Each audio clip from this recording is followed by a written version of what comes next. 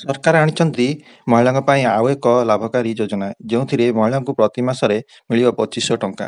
ଏହାର ସାହାଯ୍ୟରେ ସେମାନେ ଘରେ ବସି ଟଙ୍କା ରୋଜଗାର କରିବାର ସହ ନିଜର ଲଘୁ ବ୍ୟବସାୟ ଆରମ୍ଭ କରିପାରିବେ। ମହିଳାଙ୍କୁ ସଶକ୍ତି କରିବା ଏବଂ ଆତ୍ମନିର୍ଭରଶୀଳ କରିବା ପାଇଁ ସରକାର ଏହି ଯୋଜନା ଆଣିଛନ୍ତି, ଯାହାର ନାଁ ମହିଳା ସମୃଦ୍ଧି ଯୋଜନା। ଶିକ୍ଷା ଗ୍ରହଣ କରିବାକୁ ଚାହୁଁଥିବା ମହିଳାମାନେ ମଧ୍ୟ ଏହି ଟଙ୍କାକୁ ସେମାନଙ୍କ ପଢ଼ାରେ ବିନିଯୋଗ କରିପାରିବେ। ଏହାଦ୍ୱାରା ସେମାନେ ଆଗାମୀ ଦିନର ସ୍ୱାବଲମ୍ବୀ ହୋଇପାରିବେ। କେଉଁ ମହିଳାମାନେ କରିପାରିବେ ଆବେଦନ? କେବଳ ମହିଳା ହିଁ ଯୋଜନା ପାଇଁ ଆବେଦନ କରିପାରିବେ। ଆର୍ଥିକ ପଛୁଆ ବର୍ଗର ମହିଳା ଏହା ପାଇଁ ଯୋଗ୍ୟ। 20ରୁ 29 ବର୍ଷର ମହିଳାମାନେ ମହିଳା ସମୃଦ୍ଧି ଯୋଜନା ପାଇଁ ଆବେଦନ କରିପାରିବେ। ଆବେଦନକାରୀଙ୍କ ଭାରତୀୟ ନାଗରିକ ହୋଇଥିବା ଜରୁରୀ। କେମିତି ମିଳିବ ଟଙ୍କା?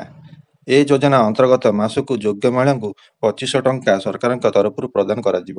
ଡାଇରେକ୍ଟ ବେନିଫିଟ୍ ଟ୍ରାନ୍ସଫର ଡିବିଟି ଜରିଆରେ ମହିଳାଙ୍କ ଆକାଉଣ୍ଟକୁ ସିଧା ଟଙ୍କା ପଠାଯିବ।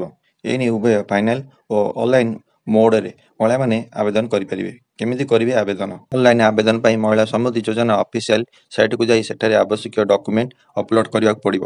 ବ୍ୟାଙ୍କ ଡିଟେଲ୍ସ ସାଙ୍ଗକୁ resident proof, passport photo, income certificate, Aadhaar card copy ଭଳି ଡକୁମେଣ୍ଟ ଆବଶ୍ୟକତା ପଡ଼ିବ।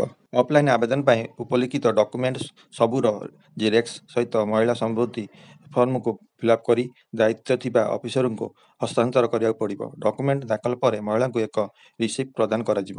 ଏ ଭିଡ଼ିଓଟି ଯଦି ଆପଣଙ୍କୁ ଭଲ ଲାଗିଥାଏ ଗୋଟେ ଲାଇକ୍ କମେଣ୍ଟ ନିଶ୍ଚିତ କରନ୍ତୁ ନୂଆ ନୂଆ ଭିଡ଼ିଓ ଦେଖିବା ପାଇଁ।